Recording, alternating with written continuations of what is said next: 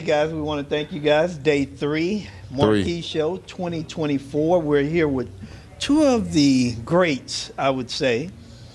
Man, you know the great thing? They were both at the battle. Yeah. Yes. Y'all both had In the battle. Great battles. But we have Dave Osborne and Matt Radicelli. How you guys are doing? Oh, we're doing good. I mean, I'm doing good. I can't speak for you. I'm doing good. How are you doing? Very, Matt? very well. It's a good day. It's a good day. That's good. Well, it's always good to see you guys, man. Y'all light up a room, whether it be you playing on the turntables or controller or just with your personality. So we really appreciate what you guys do for the industry, first and foremost. Thank you. Thank you. Now you can fight. Yes. We're friends. We're all the same friends. height, aren't we? We just came down this hallway talking about we need to talk more often about life and family. It wasn't about business. It was about we need to connect as men, as dads, like whatever. Yeah. Yeah, we're good friends, man. Yeah, check on. Don't ask them how you doing because I'm booked and busy. No, call them and say how you doing. You know, how's life? How's the wife? Mm-hmm. How's the dog? How's the cat? You know.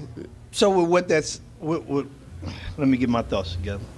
With that said, how is your families? Oh man, I always say it's like how much time you got? The sentence I always like to say is we're trending positive. Trending positive. Meaning, there's peaks, there's valleys, there's ups and downs. There's some, I have 4 kids, so there's a good chance one of them is going to be acting up. What's the age? Ages. Young. Almost 15. Oh, okay. Oh. That's my. You that's had the right some face separation. For that. 12. 5, and then almost 1. Yeah. So the 15-year-old and the 1-year-old are about a week apart in August. So they're almost 1 and 15. Oh my God. He's got 4 kids also. You got 4 kids too, Matt? Only because he had 4 kids, so we're competitive. So But he had 4 your kids. kids are probably older, so don't try that. Why'd you say that? Tell us how old they are, Matt. Well, no, I think you should tell me why you think my kids are me older. too. I'm waiting. Because I know Dave just had a baby. I don't remember seeing you have a baby. Yeah, mine are 18, 17, 14, and 13. Wow. Yeah, You are we correct. pay. We pay attention to everything going on the World Wide Web. So how is it having 4 kids? Yours are closer together. I don't know what happened. There's something. It's Mine when are we're from done. two marriages. Oh, okay. Yeah, the older 2 and the younger 2. That explains Okay, it. okay. Mine are not from 2 They're all marriages. yours. But you know that zone defense analogy? Yeah. It's a real thing. But like every day is a different travel tournament or a different sporting event or 3. Like we have to divide and conquer every single night. And they don't let anybody tell you that kids are expensive. Travel sports are expensive. Man, it's You don't have to tell me. I'm like, my son plays AAU basketball. Oh, and every time we go to a game and it's like $20, $30, I'm like, I told my wife, I said, we're in the wrong business. Yeah, Mm-hmm. yeah. We need a gym. When I went in the gym, I'm counting. Like, I said, man, they're making a killing. And you can buy a weekend pass, but normally you don't think like that. I got a story about that. I went to a travel tournament last year, and there was a sign. They had a little printed thing in their acrylic, thing, and I paid for the day, and it didn't say day pass, didn't say weekend pass. But the next day when I showed it, and it was like $20 for the day, and they made the finals. So when I showed up, I'm like, hey, I got my wristband. And there was some teenager working the door like there always is. It's not the lead guy, and I fought them hard on the fact that it doesn't say this is a day, and it doesn't say it's a separate fee tomorrow, and you didn't offer a weekend pass yesterday, like whatever it is. I lost the battle, guys. I fought hard. Did they just reply with bruh? No, they went and got the guy, and he said, listen, you could leave. Oh. You just got done by a high school, Wow. the high school system. Yeah, but I tried. That's so, cold. Mike, you put me in a dark place just now. I'm sorry, man. Hey, I'll say having 4 kids, the transition from 3 to 4 for me at least was I feel like my family operates more like a business now with 4 kids because it's very like every day it's like what's tomorrow? Let's get the calendar synced up. What's this week? It's very like operational. I don't know if you find that too, or I am the exact opposite. I have zero control, like I do in business, zero control of anybody being accountable, zero control of anybody following through, I have zero, none of it. So you do you, boo. Like I have none of that. Does your wife take care of the kids? My wife handles everything. Okay. I mean, she literally is the one that Superwoman. handles all of life. I would say I'm the one that provides. Like, Okay. And yeah, I go to work, and that means I walk down the basement stairs, and then I'm on Zoom calls all day, Yeah. and travel. But Yeah, she does everything else. And I don't say that like I won't help. It's just not how we operate. Yeah. But good for you. Yeah, I like that Good for saying. you. You do you, boo. Yeah. I learned it from a guy. Yeah, that's cool. You do you, boo. Wow, man, that's awesome, and it's always an adventure, man. And the thing I would say is this: we have a 30-year-old. They never go away.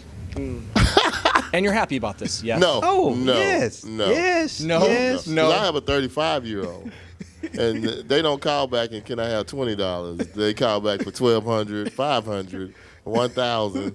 So no, I need 2 new tires. You need to send them to Jamie Bo's. I lost my bumper. I think what we need from both of you guys, we need y'all to do a joint venture where you create another program. For families. Yeah, we need a Families? blueprint for the. Yeah, we need a blueprint. For How did you organizing 35-year-old families. stop asking for money? Oh my gosh. Yeah. Honestly. Yeah, I'm serious. When it, I know. they Well, may thanks for setting that up, guys. Yeah, they because we may- have an announcement. they may move out, but they don't go away. No, They I'm do. just saying it's beautiful. It makes me think about like I was talking to my mother the other day. We have an 18-year-old, and we've been dealing with him what he wants to do. And I was asking my mom, I said, well, do I have any characteristics that I still have that you think that I may need to change? Because we're dealing with him, and it's like, man, and he don't see it. It's like, son, we've been dealing with you since you were little. We see everything. Mm-hmm. You remember nothing. Right? So, and I was just wondering, I'm like, man, because you never stop being your parents' child. They're going to always see you as their baby. Mhm. And I'm like, wow. So I had to have this hour conversation with her about that. So, Yeah. it was very educational. You knew them before they tried to be someone that they decided to be. Yes. You saw them for their like true self. Yeah. And then was it like around 7, 8 years old? Oh, yeah. Then they start like, Yeah. I want to be this way. And you're like, okay. Yeah. And I know everything. Yeah. Yeah. Yeah. My son told my wife, Mom, y'all are from the 1900s. Y'all don't know nothing. Isn't that the best insult that kids have these days? Yes. Great. Yeah, From the you're late old. You don't 1900s. know Yes. nothing. Yeah. Yes. Yeah. So let's get to the business talk of this. We can talk about kids forever. And my wallet source is a pound or something like that. Because one of my daughters is probably calling me right now. Daddy, I need. I used to think I was an ATM, but not there. So, but what y'all got going on? This is Anything very going on? traumatic for you. I'm It is. sorry. I think it took me to a dark place too. Anything you guys got going on new? I know we talked to you the other day, but go Yeah, ahead. I explained the other day that we had a new product launch today here at Marquee. Proud to do it. So the Mentorpods thing we do, it's a year-long program, so it's quite a commitment. You have to be ready to be like, hey, I'm gonna be on these calls every single week. It's a financial commitment, time commitment. Today we launched what we call Mentorpods Boost, which we're excited about. It's a way for somebody to get access to one discipline of business. So in August, we're doing every single Wednesday, right around noon, we're doing nothing but marketing lessons, and it's one-on-one with me and the rest of the Mentorpods team. You also get one-on-one access, and it's only $299. We're doing this promo price. That's really like 60% off. So anybody who's watching, I don't know when we're going to be releasing this episode. $299. If you're interested we'll in get it getting out it. early because you're trying to release Yeah, something. So but- you said August though, right? August. Yeah, we'll Yeah, get it August- out. August We'll get it out. 24th. We'll tag you and But we're say we gonna- got some Mentorpod news. We're going to keep doing this thing and giving it a try to help people in these smaller pieces. And the best part about at least how we came up with this concept is anybody who joins a Mentorpods Boost program can put every dollar of that money towards any other program we do. So they can just continue to, yeah, I know, right? That's a good deal. They can, Yeah, it they really can is. continue So to you- sort of upgrade that ring. But you got as they one. go. I thought you were gonna do a 3-month too. It is. So I'm trying not to get too deep into what we're, but it's a 1 month that Our leads into, audience hey, is deep, sir. when you- Go ahead. Let me go deeper. They can handle it. They can handle it. If If- not, they'll call you. If you like the idea of the first month for the marketing, then what we're going to do is we're going to work on sales, and then ultimately we're going to either pick whether we're going to do whoever's in those sort of groups, and we're going to pick what month 3 is going to be. But it's going to be an ongoing item that we do a different item every month, and you're going to save big when you do 3 months. Okay. Yeah. I think that's going to be huge because it kind of takes away the excuse. Yeah. That, and I'm not saying excuse in a bad way because you never know what people's financial situations are. Yeah. That's right. So I think that's awesome. Thank you. Yeah, we're looking forward to it. Absolutely. David. Well, first I want to say that I'm coveting this RE27. I have an RE20, and this shininess matches my personality. What's that, the black one? I got a black one, yeah. Yeah. And I like it a lot. Sorry. But this shininess is, you know, It's beautiful, isn't it? might- And this might is take the it home actual with me. microphone right here. Yes, I was telling him. I would take that home with me, but Yeah, no, you wouldn't. I need to get a media pass. Yeah, that thing weighs about Yeah, 250. close to 300 pounds. I believe It's it. super heavy, Yeah. but it's nice. But so new in the blueprint world is, you know, kind of like what Matt's talking about. There's a lot of our flagship product, like the blueprint teams, can be prohibitive, not just for like the financial side, but people often aren't ready. They're not ready to take that plunge because maybe, you know, our program helps people train people, but if you don't have the people to train, which is often the biggest bottleneck, you're not ready, and we don't want people to waste money. So we're offering some seminars coming up where it's like a 2-hour seminar where we dive through and I help people get unstuck. It pairs with our little course that we have out that's free that you can get about how to train DJs. So you take the course on your own, you can join a seminar, and then I can help you. And then something that's coming out, been teasing it for a little while now, is kind of like a recruitment audit, same kind of thing. So it's like a one-on-one coaching type situation where all we focus on is recruitment auditing, where I talk to you, figure out what you've been doing with recruiting, why it's not working, help you get unstuck, help you create recruitment ads, and help get you some people in that pipeline. So that's the new stuff, helping people get over that hump to get to, you know. Recruiting the other DJs or other workers, bees, that was just, okay. You know, like recruiting staff so that they can train them. Yeah. That's wonderful. I want to ask both of you guys this question. What led you to the point of doing what you're doing in regards to with the blueprint and with menopause? You go first on this one. Okay. Only because I went first last time. Okay. You're just giving that RE27 a break. I get it. I see how it is. Okay. I got this lovely RE3. wireless version. Yeah, RE3. Yes, EV2. Come on. Shout out to EV. Come on. I know, right? I love EV. Yeah. Yeah, so 2020, shout out to COVID, the big CV. We, you know, everyone suffered the same problems with no events. No that sort work. of thing. I used to train people with bringing them along to gigs, and it would work, it would not work. It was just a big pain. A lot of people do that sort of thing all the time. But then we had no events to train people on because there was no events. And I was like, okay, we're going to have events someday, and I want to be ready for that. I want to have a staff that's ready for that. So I built a training program for just my team, like in my living room while my kids were asleep. I pulled an all-nighter one day, and I recorded it the whole night, and then put it out for my team, trained a few people that way. And then I showed it to some industry folks. We were on a call one time. We had like a weekly Monday call that we would just call and like talk shop. And I showed it to them one time. There's like a photo booth component, and they were like, "Can we has that?" And I was like, "No, it's kind of like it's fine. It's not the best work, you know. It solved our problem, but I'll make you something you can get." So that's how the blueprint was born. And I launched it in 2021, and had proof of concept like right away. People were all in. Yeah. Man, I'm saying it's awesome. You know, you created something that's needed. Yeah, I mean, it goes down to the nitty gritty, to the basics of what a wire is, how you do this, how you set your speakers, the best placement. There was so many little things, man. It was really good. I enjoyed it. Good. Isn't that the dream story, though, about how most great businesses are born? There is a need where somebody asks about a thing that you're already really naturally good at, and then you get to just land in this spot where you get to make money doing it. And that's how the dream is made. See a need, fill a need, right? Yeah, exactly. That's called not working.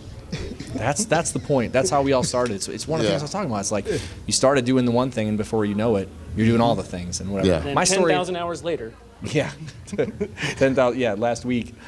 My story is a little bit different because at the Rock the House growth phase and whatever was happening, I was approached by my partner Ryan Konikoff at the time and said, "Hey, I'm going to make a decision here soon." This was like 2017, 2018. I'm either going to want to buy in and be a partner, or I'm going to probably move on. And it wasn't threatening. He just said, "This is probably what's going to be next." And it was at this point in life where my kids were starting to get older, where I had these really unique things happening around me. I wasn't as interested and as passionate like a Mike Walter is. He still likes to go out and perform every single Saturday. Not me. I was essentially starting to burn out and not as passionate about performing. But I loved building the company and building people. So when the opportunity came to sell the company, and then we closed on the deal, and then COVID hit, which is kind of funny. It might have nothing to do with COVID. I just had more time to sit and think. So after everything was happening, and I was like, well, this is the thing I love the most. And I still had active one-on-one coaching clients. And I thought, how can I grow a business that has no employees, no assets? I can do it from anywhere in the world if I'm on vacation with my family, and help people. I want to grow people. And that's how MentorPods was born. Cool. It's it. And I was in pod 1. Yes. It's fantastic. Pod 1. So how did you come up with your names? Ooh. For the company? Yeah, for Menopause and Blueprint. I think I made a list and You sat did? with it for a while. I was involved in the conversation about which one You were. which one of these do you like the best? You know what's interesting? You want to talk about a tie-in. I hired Matt in 2021 when I was thinking of actually building this into a company, and I hired him as like ad hoc coaching for 16 sessions? Yeah. Just to talk through A few months. the business side of things. I didn't know SaaS, like the software side or selling that side. It's a whole different world in service. And I remember hiring you, we talked through all these decisions, and the name was one of them. I definitely checked with some people, and yeah, it was kind of like I wanted something that sounded like the roadmap, the playbook. Those were some of, I think, the other options, like the thing that to do, the system or something, but Blueprint sounded like pretty obviously, instantly, it's a guide of how to do everything. So, and by the way, blueprint.com is about a $750,000 URL. Oh. So I went with blueprintlearn.com, which was about $12. So win on that one. Yeah. Oh, man, those domains are. Yeah, they can be that's a crazy. dictionary word is what they call it. Yeah. Well, mentorpods.com was also $12. But the reason I went with that is that I learned from a mentor of mine a long, long time ago that I needed to know my distinction between a coach and a consultant. Coaches help people learn to make their own choices and to grow themselves.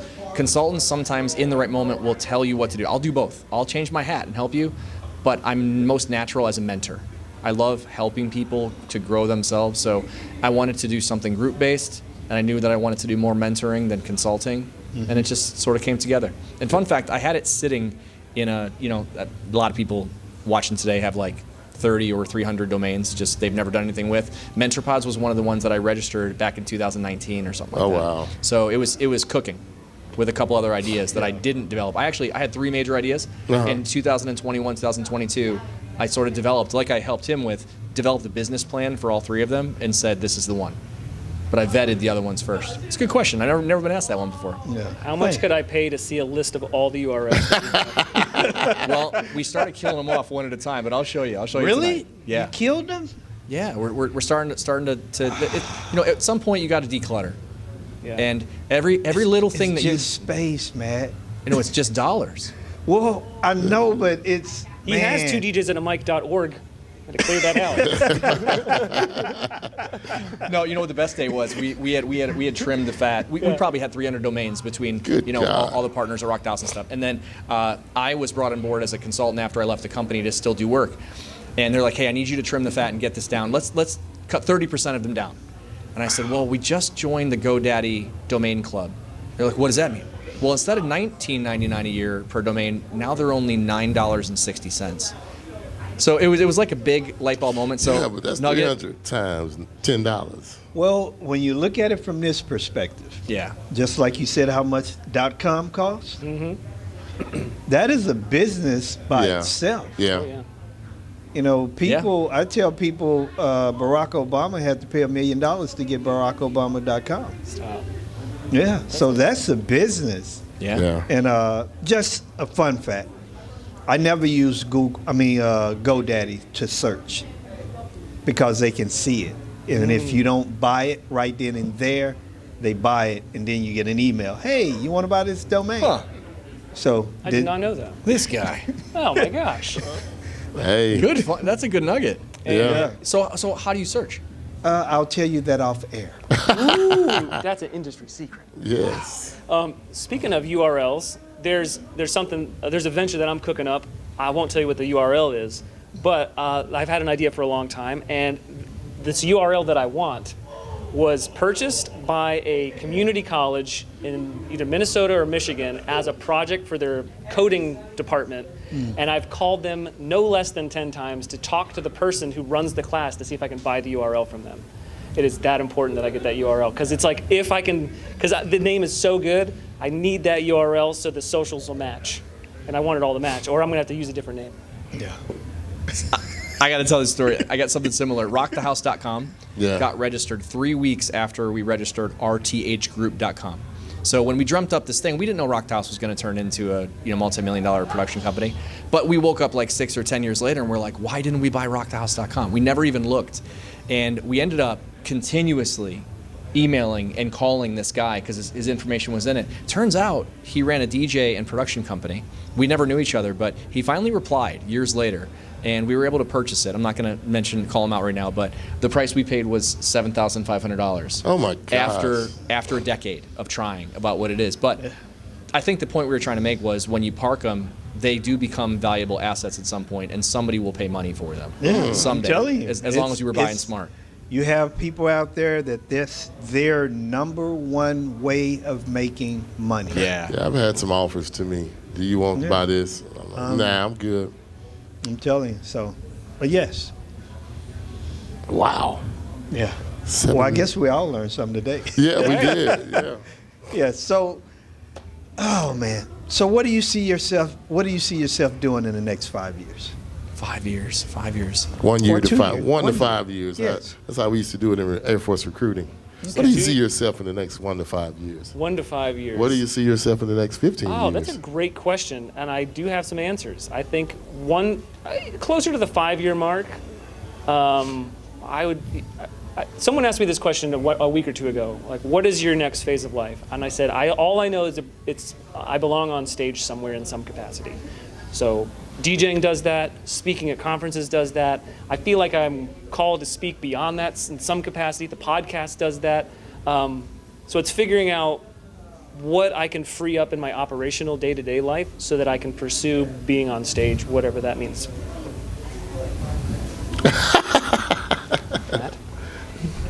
I can't cross my legs in these pants. For me, I try to compare myself only to the me of yesterday. And if I'm looking, 1, 2, 3, 5 years out, what I want to say is that I haven't taken a step backwards for the things that I fought so hard to instill in my life, and that's that it is a non-negotiable for me to be at every kid's activity that we have, unless I'm out of town for something like this. But if I'm in town, there's not a meeting or a client call that'll take me away from being at a baseball game or a volleyball game or a softball game. And the rest of it is, am I spending the right amount of time that I want to with my best friend, my wife, and doing all the things to get me closer to what retirement's supposed to feel like. But as long as I'm not taking steps backwards, that is really the whole playbook for what's happening in the next 3 to 5 years, and obviously earning. But we all have some tricks up our sleeves for all the things we want to do, because if you're not growing, you're dying. But those are the most important things to me for the next 5 years. Do you feel a sense of envy from others that they just don't know who you are, but they judge based on your level of confidence? I don't think so. I don't believe that. No. I mean, I am fortunate to meet people often that ask me how to unlock or crack the code of some of the things that I've gotten to experience that I'm grateful for, but I would not categorize that ever as envy. Well, I think another way of maybe looking at it, sometimes I think people feel that people are unapproachable because of their level of success. Of success. And it's not from your standpoint, it's from where they put you. Yeah. And I understand the question. And how do we get ourselves at an even keel when it's really not our fault? Sure. Because sometimes people may want to talk to you, but they feel like they're not worthy. Yeah. Well, we got to start in the right room. We run in a couple of the same circles about hanging around and being near people that have accomplished great things, and that is contagious. And I will just say, I can't speak for David. Well, I can't speak. We are so both incredibly approachable, independently in life and business, and sometimes you just have to say that out loud. Like, for everybody listening and watching, you can reach out. Come talk to me. You literally can email or call either of us and get a phone call or an email back in less than 24 hours. Like, that's just how it is. No, I'm just saying you're two of the coolest guys that I've had the opportunity to meet, but I have the tendency of just sitting back and watching. Yeah. And you can see how some people want to talk to some people, and they'll just keep going because they put you somewhere that you're not. Yeah. And not saying success is success, but don't make my success make you feel like you can't talk to me. I saw this last night live. Last night, Bad Boy Bill, Flipside, a couple of DJs were performing. I watched people that were enjoying, clearly that had a vested interest in how Bill was playing and how Flipside is playing, and like almost hold themselves back from going to say, great job, I love what you do. And that very thing, I don't know if it's imposter syndrome at the moment or they have this, self-fulfilled belief that they're not good enough to talk to that person or that they're not human. Like, but man, I'll imagine it's lonely in that pocket of, and I am nowhere near that pocket, but I imagine that being at a celebrity level from that perspective is sometimes lonely because so many people do want to take a selfie with you, but so many people probably just think that, they don't want to talk to you. Probably won't do it. Yeah. I Yeah. don't know. And You got me thinking on Yeah, that. I'm just saying it's a sad thing, but and it's like, man, it's not your fault. But you never know, because some people are unapproachable, Mike. But I'll say, just saying they I'll say are, something but it's that different changed when the it's not. DJ industry for me. When I went to my first mobile beat, the guy said, hey, no matter what you make, no matter what you do, who you are, what you have on, leave your ego at the door. We're all on the same level. We're all here to learn. Everybody's approachable. And I've always looked at it like that. If I see somebody like Matt or Dave I want to talk to, I'm going to go. If they reject me, then they just reject me. But, And that's good on you. You don't know unless you go try to talk to them. Yeah. So, I took that and ran with it. So now I just go talk to whoever. I can say that the earlier parts of my career, before I was attending conferences and like Matt was saying, running in some of the same circles with a lot of the people that I looked up to when I was coming up, I feel like there was like, I used to say this to my wife all the time, so-and-so, like on Instagram, so-and-so's doing this big thing. So this is happening. She's like, you're doing big things. And I was like, yeah, but nobody knows about them. She's like, well, then tell them. She's like, come on. And like, I think sometimes, I think everyone has a little bit of imposter syndrome to a degree. And then what I realized once I was in some of those rooms where there were people that I'm like, yo, I've like a Mike Walter, like that I've been around people that I looked up to for so much of my career, and I realized that they're just regular people that have the same exact problems that everyone else does. Great humans. I think when you finally get into that room and you go, we're all just a bunch of knuckleheads, and we're just all a bunch of big kids that are trying to figure it out. I think you go, this just makes you feel a lot better. Yeah. Like, trust me, if you ever get in the car with me, prepare to get lost. I mean, there's plenty of stuff I do terribly. Just ask my kids. Bad driving. No, and that's wonderful, and it kind of takes me back to what you guys said about talking about family. These are the type of conversations that you don't get to have that often that people are affected by. Because it doesn't matter how we feel about ourselves.